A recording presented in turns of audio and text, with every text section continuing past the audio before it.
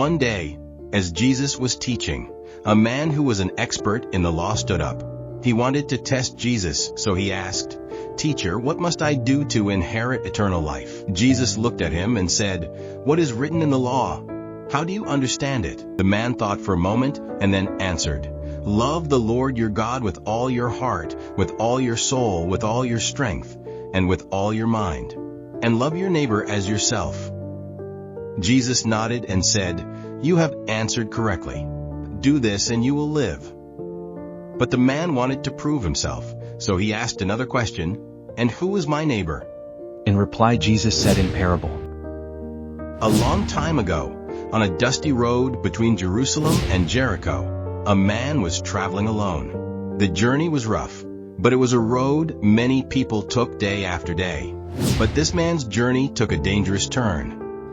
Some thieves attacked him, taking everything he had, leaving him hurt and hopeless on the side of the road. It looked like no one would come to help.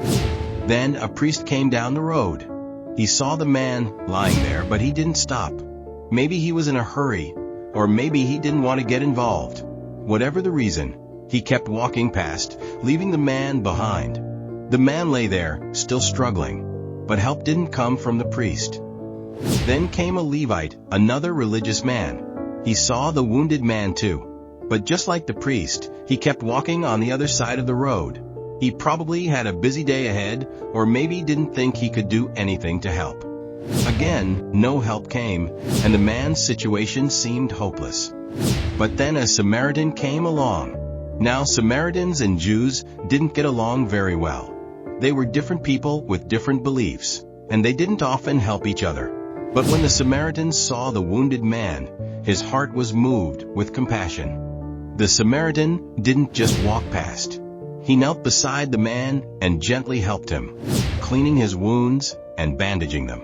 He lifted the man onto his own donkey and took him to a nearby inn. At the inn, the Samaritan took care of the man, making sure he had everything he needed to heal.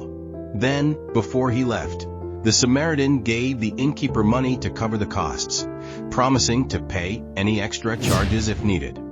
The Samaritan went above and beyond, not only helping the man, but making sure he was taken care of even after he left. He didn't just see a stranger in need. He saw someone who needed love and kindness.